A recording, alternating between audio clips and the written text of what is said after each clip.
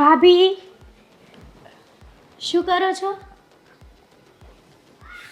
Books વાંચું છું. પુસ્તક વાંચવા જોઈએ. સારી વાત કહેવાય હો. પણ અત્યારે છે ને આ પુસ્તક સાઈડમાં મૂકીને આ તમે જ્યુસ પી લો. હું તમારા માટે ચીકુનું જ્યુસ બનાવીને લાવી છું. મારા માટે? હેતલબેન, તમારી કંઈક ભૂલ થઈ રહી છે. તમે ભૂલથી આ નાના ભાભી પાસે આવી ગયા છો. તમારે મોટા ભાભી પાસે જવાનું છે. જાઓ. નાના ભાભી, હું બરાબર જ આવી છું. અને હા, તમે કીધું ને કે તમારાથી ભૂલ થઈ ગઈ છે, એ વાત પણ સાચી. તે દિવસે ગુસ્સામાં આવીને મેં તમને ન બોલવાના શબ્દો બોલી. પણ જુઓ ભાભી, મને મારા કર્યા ઉપર પસ્તાવો છે. અને હા, મોટા ભાભીએ પણ મને સમજાવી કે આવું ન કરવું જોઈએ. ભાભી, સોરી. હું તો માફ કરી દઈશ બેનબા. પણ તમે વિચાર કરો ને, તમે હવે કંઈ નાના છો, નાના કીકલા છો કે કોઈની વાતમાં આવી જાઓ, કે સામેવાળો વ્યક્તિ જે બોલતો હોય એની વાતમાં આવી જાઓ. સાચી વાત છે તમારી. મને જ ખબર ના પડી કે તે દિવસે તમે તમારી જગ્યાએ રાઈટ હતા. પણ જુઓ ને હવે, કહેવાય છે ને કે ભાભી તો મા સમાન હોય છે. પણ મેં એ જ ભાભીનું અપમાન કરી બેઠી. તમે અત્યાર સુધી કોઈ દિવસ મને નણંદની જેમ રાખી જ નથી. તમારી દીકરીની જેમ રાખી છે. મેં તો રાખી તમને દીકરીની જેમ, પણ તમે મારા બાળકને ન અપનાવી શક્યા. અરે તમે ફઈ થવાના હતા, તમને એટલો પણ વિચાર ના આવ્યો. તમને ખબર છે, હા ફઈ હોય ને, જ્યારે એને ખબર પડે કે ફઈ બનવાની છે તો એના જેટલું ખુશ છે ને કોઈ ના હોય. સાચી વાત છે તમારી. જુઓ ભાભી, મારી ભૂલ થઈ ગઈ, મેં કીધું ને તમને. અને આમ પણ જે થયું એ જવા દો ને. હા, એકને એક વાતને મનમાં રાખીને શું કામ છે તમારે? છોડો બસ. લાવ, જોવું તો ખરા, તમે બનાવ્યું છે? હા, મેં બનાવ્યું છે. તમને ખબર છે કેટલી મહેનત કરી છે તમારા માટે? અને હા, અમારા આવનારા ભત્રીજા કે ભત્રીજી માટે. સાચું કહું ને તો મેં તો બહુ બધા નામ વિચાર્યા છે. અને હા, તમે કહેશો ને એ નામ તો રાખીશ જ નહીં હું. મને ગમશે ને એ જ નામ રાખીશું. બેનબા, શાંતિ રાખો. હવે જ્યુસ લઈને આવ્યા છો તો પીવા તો દો મને, કે કેવું બનાવ્યું છે. ચાખું તો ખરી. ચાખો ચાખો.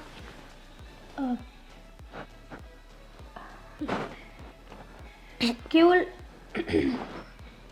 કેવું લાગ્યું? આ સારું બન્યું છે, પણ શું થયું? કંઈક અલગ સ્મેલ નથી આવી રહી, જુઓ તો. ના ના ભાભી, મને તો કઈ સ્મેલ નથી આવતી. હા, તમને છે ને, તમે પહેલી વાર મારા હાથનું જ્યુસ પીધું ને એટલે એવું લાગે.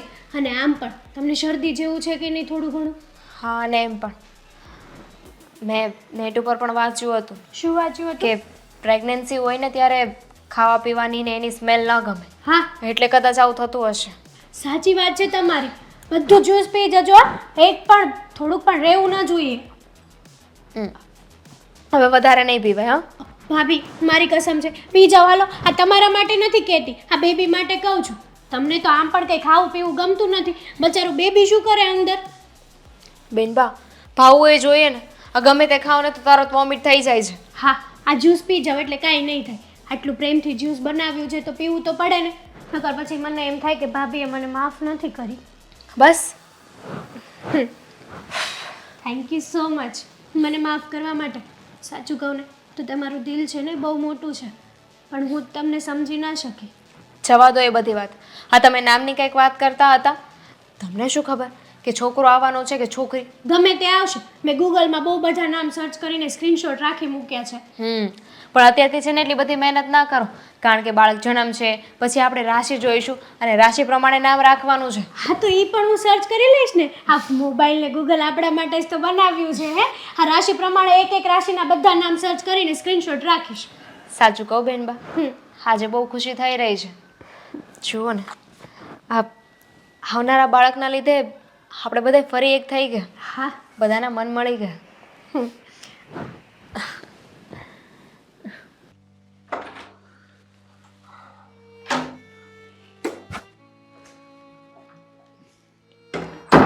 આદિત્ય, સમજાતું નથી કે ભાભીની હાલત આટલી બધી ખરાબ કેવી રીતે થઈ શકે.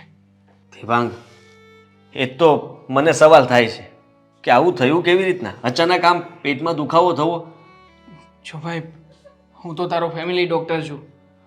આ બધી વસ્તુમાં તો ગાયનેકને વધારે ખ્યાલ આપે. આમાં મને પણ વધારે ખ્યાલ નથી. એટલે તું એક કામ કર, આ જે ગાયનેકને ત્યાં ભાભીના રિપોર્ટ્સને બધું ચેકઅપ કરાવો છો ને, એકવાર એને જઈને મળી લે. કારણ કે હજી તો 4થો મહિનો છે ભાભીને, અને આ મહિનામાં આવી રીતના થવું. બીજી એક વાત કે કદાચ બની શકે કે મેં તને જે વિટામિન્સની ગોળીઓ આપી હતી ને, કદાચ એ ગોળી વધારે લેવાઈ ગઈ હોય. એવું તો કંઈ નથી થયું ને? કેવી વાત કરે તું? એ વધારે શું કામ લે? અને દામિનીની તબિયતનું ધ્યાન જ રાખે છે. ઘણીવાર તો મેં એને ટૂંકી હતી, ત્યાર પછી એ ક્યારેય તે ભૂલ નહોતી કરતી. કદાચ કંઈક નાનું મોટું થયું હોય ઘરમાં, અને ભાભીએ કંઈક દવા લીધી હોય, મતલબ કે માથાના દુખાવાની અથવા તો તાવની, એવું કંઈ ચક્કર આવતા હોય તો એ સમયે કંઈક દવા લીધી હોય. કારણ કે ખબર નથી મને. જો ભાભીને ચીસીસપીડી છે, અને હું જાણું છું કે ચીસીસપીડીવાળા વ્યક્તિને જો કોઈ વધારે પાવરની દવા આપી હોય ને તો કદાચ આવું થઈ શકે. એના કારણે પણ ખેંચતાણ આવતી હોય. અને મને તો ટેન્શન થઈ રહ્યું છે કે જો તું એક કામ કર, તું સોનોગ્રાફી કરાવડાવી લે ને, એટલે ખ્યાલ આવી જશે કે શું પ્રોબ્લેમ છે શું નહીં. સારું, અત્યારે તો એ આરામ કરે છે, થોડી વાર સુવા દઈએ. અચાનક મને કંઈ મતલબમાં સૂઝ્યું ને એટલે મેં તને ફોન કરીને બોલાવી લીધો કે તું આવ. આમાં હું શું કરી શકું? મેં એને કહ્યું હતું કે દવાખાને જઈએ, પણ એનામાં ઊભા થવાની પણ હિંમત નહોતી. જો ગમે એમ તોય તારે ભાભીને તો ત્યાં સુધી લઈ જ જવા પડશે. એક કામ કરને, એમ્બ્યુલન્સને બોલાવી લેને કરે. ભાભી, અને એવું લાગે તો તું મને પણ ફોન કરજે, હું પણ આવીશ ને ગાયનેકને ત્યાં. આપણે વાત કરી લઈશું. અને સાથે સાથે જેટલી દવાઓ ભાભી લઈ રહ્યા છે બધી દવાઓ પણ લઈ લેજે, જેથી હું પણ એની સાથે કંઈક વાતચીત કરી શકું. લાગે છે કે મારી જ ભૂલ છે, કેમ કે હું વધારે પડતી ચિંતા કરતો હતો. આ બાળક માટે થઈને હું દામિનીને પણ બહુ ખીજાયા કરતો હતો, અને એને પણ વાતે વાતે દરેક વસ્તુઓ કેવી એ સારી ન લાગતી હોય. માનસિક રીતે મેં જેને ભાંગી નાખી હશે. આદિત્ય, જો તું બધી જાતે તારી જાતને કોઈ કારણ વગર તો ના દોષ આપી શકે ને. બની શકે કે તારી જાણ બહાર ભાભીએ કોઈક વજન ઉચકવાનું કામ કર્યું હોય, જે કદાચ તને કહ્યું પણ ના હોય, તો પણ થઈ શકે. વજન તો ને, પણ ઘરમાં ઝઘડાઓ થતા હતા. ઝઘડા? શેના ઝઘડા? ભાભી અને દામિની વચ્ચે. અને એટલા માટે જ દામિની આખો દિવસ અપસેટ રહેતી હોય છે, ઉદાસ હોય છે. કંઈ મન નથી લાગતું હતું. હું એને સમજાવીને થાકી ગયો, પણ બીજો કોઈ રસ્તો જ નથી અમારી પાસે. આદિત્ય, મેં તને કહ્યું હતું ને કે આ સમયમાં ભાભીને સૌથી વધારે તો આ પરિવારના પ્રેમની અને ખાસ તો તારી જરૂર હોય છે. હવે આવા સમયે કદાચ આ બધી વાતો મગજમાં આવે તો સ્વાભાવિક છે કે માણસનું માઇન્ડ અપસેટ થાય. તો તને મેં સમજાવ્યો હતો, ઘણી વાર વાત પણ કરી હતી કે ધ્યાન રાખજે, છતાં પણ મેં વિચાર્યું હતું કે હું આ ઘર છોડીને, એટલે કે આ શહેર છોડીને બીજા શહેરમાં જતો રહું. શહેર છોડીને? હા, પણ મોટા ભાઈએ ના પાડી. મતલબ કે આટલી હદ સુધી તમારા ઘરમાં ઝઘડાઓ ચાલુ છે, તો પછી ભાભીની તબિયત કેવી રીતે સારી રહે? તું એક કામ કર, આ બધી વાત તો પછી પણ થઈ શકશે. તું અત્યારે તે ભાભીની ઇમરજન્સી, હું તારો કેસ લખાવડાવી દઉં છું, હું કહું છું ને ત્યાં ટ્રાન્સફર કરાવી દે. હા, સારું. હા, ચાલ.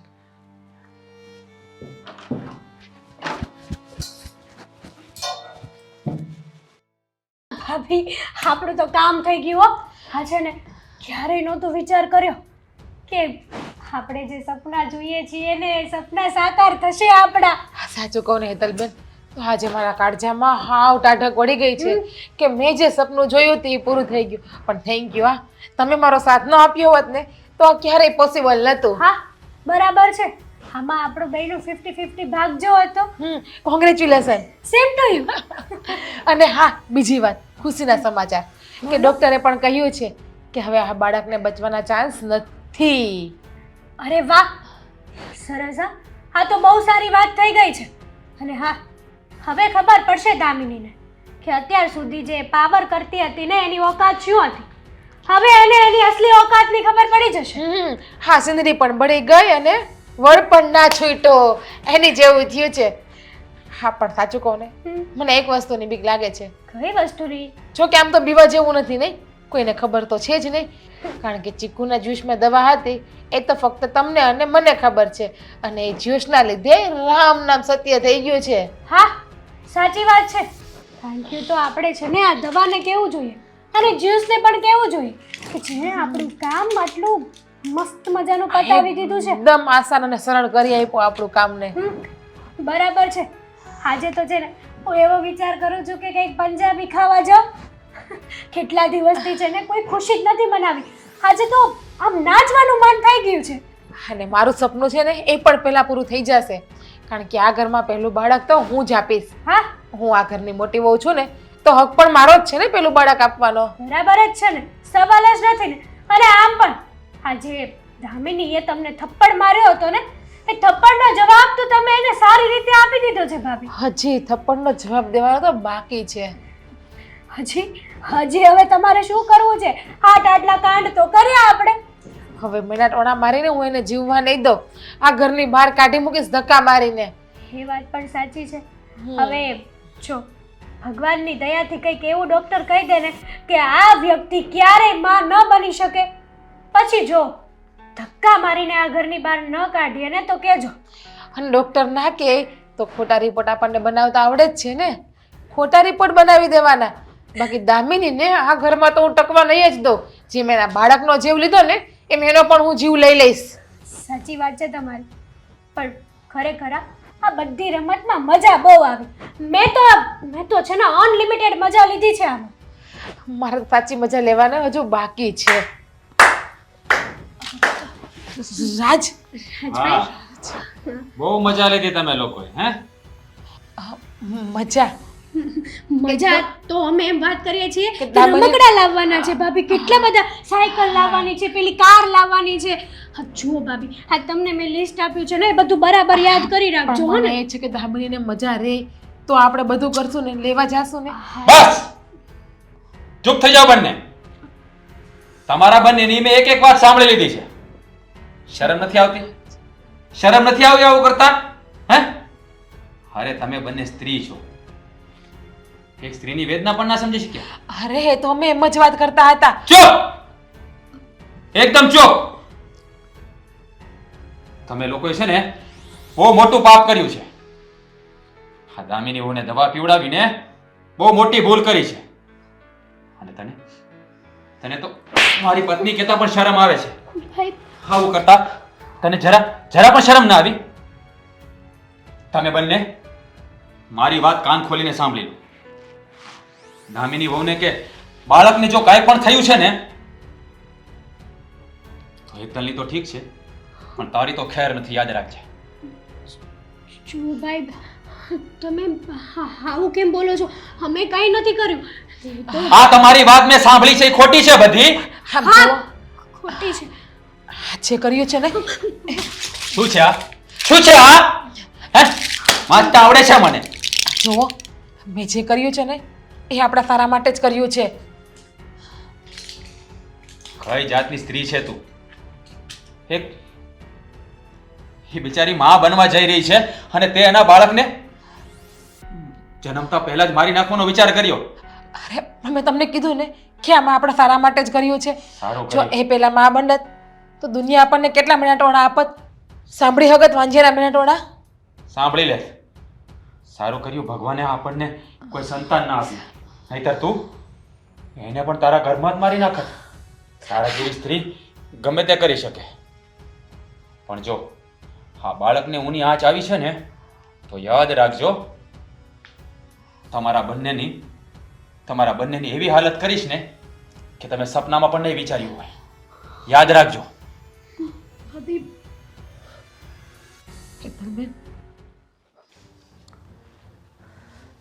તે જ ધ્યાન નહીં આપ્યું હોય, બાકી આવી ભૂલ થાય કેવી રીતે? તમે આવું કઈ રીતે બોલી શકો?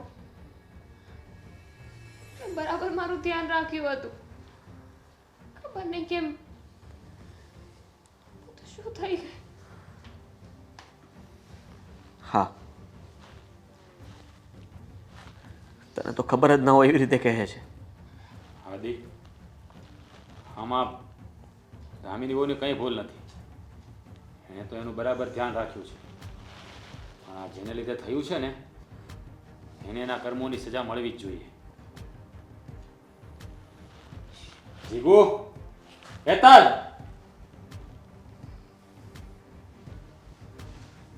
બોલો. હવે બોલવા જેવું તો કઈ રહ્યું નથી. પણ આદિને અને દામિનીને આ વાતની જાણ થવી જોઈએ કે આ બધું કોના લીધે થયું છે. હા, શું બોલો છો ભાઈ તમે? હા, સાચું જ બોલી રહ્યો છું. હા, તમારું બાળક અત્યારે આ દુનિયામાં નથી ને, એ આપણી લાડકી બહેન અને આ તારી ભાભીના લીધે. એણે જ દામિની વહુને જ્યુસમાં દવા નાખીને પીવડાવી હતી, જેથી કરીને બાળક મરી જાય.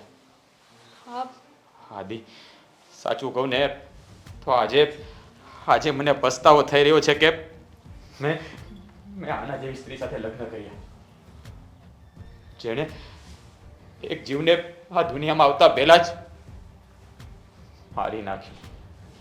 અરે, હા, આપણી બેન, આપણી મા જણેલી બેન, એણે તે એમાં સાથ આપ્યો. હા, શું બોલો છો ભાઈ? ભાભી અને બેનબા શું કામ આવું કરે? કારણ કે ભગવાને અમને તો સંતાન નથી આપ્યું. તમારી કુકે સંતાન અવતરે ને એ આનાથી જોવાનું નહીં, એટલે એને તમારી સાથે આવું કર્યું. પણ હું ભગવાનનો આભાર માનું છું, સારું કર્યું અમને સંતાન ન આપ્યું, નહીતર આ એને પણ મારી નાખે. શું બોલો છો? તમને બુદ્ધિ જેવું કઈ છે કે નહીં? બુદ્ધિ તો તને નથી. તમે લોકો શું કરીને બેઠા તમને ખબર છે? આ ઘરને વારસ મળવાનો હતો, એનો તમે જીવ લઈ લીધો. આ ઘરને વારસ પહેલા મોટી વહુ આપે ને, પછી નાની વહુને આપવાનો હોય. પણ નહીં, આને તો આ ઘરમાં પહેલા વારસ આપીને મહાન બનવું હતું. જલીસ ફીલ થતું હતું મને, એટલા માટે. અરે, એ તો ભાગ્યની વાત છે, જેના નસીબમાં હોય ને એને મળે. તમે આવું કર્યું? તમને જરાય વિચાર ના આવ્યો? અમે શું બગાડ્યું હતું તમારું? દામિની સાથે, મારી સાથે આટલા પ્રેમથી રહેતા હતા પહેલા તમે. જ્યારથી આ સમાચાર મળ્યા તમને કે દામિની માં બનવાની છે, ત્યારથી તમારે આ ઘર માટે થઈને, અમારા માટે થઈને વધારે ધ્યાન આપવું જોઈએ, એની જગ્યાએ તમે ઈર્ષ્યા કરતા હતા. એ બધું ભાષણ છે ને મને દેવાની, હારવાર તમારી બેનને પણ આપો. કેમ કે જ્યુસ તો એમને જ પીવડાવ્યું હતું ને, મેં નહીં. તમારી વાતોમાં આવીને પીવડાવ્યું હતું. વાહ હેતલબેન, તમે તો બાજી જ પલટી નાખી તમારી. તમે પલટી છે ભાભી, મેં નહીં. મેં તો ત્યારે પણ તમને કીધું હતું કે આપણે જે કરી રહ્યા છીએ ને એ ખોટો રસ્તો છે. બસ કરો તમે બંને. જરા શરમ છે? એક નાના જીવની હત્યા કરીને એકબીજા ઉપર આરોપ નાખો છો. સારા નથી લાગતા. અરે, નજર મેળવીને તમે લોકો જોવો છો કેવી રીતે મારી સામે. મને પછતાવો નથી થતો, ને ભૂલ મારી જ. તે દિવસે હું તમને કહેતો હતો ને કે મને મન થતું હતું કે આ શહેર છોડીને જતો રહો. કદાચ જો હું જતો રહ્યો હોત ને તો આજે આ દિવસ જોવાનો વારો ના આવત. હા, પણ તમને કહી દઉં છું, અમે આજે જ આ ઘર છોડીને જઈએ છીએ. ના, ઘર છોડીને તું શા માટે જઈશ? એ દિવસે તને જવા દીધો હોત ને તો આ દિવસ જોવાનો વારો ના આવત.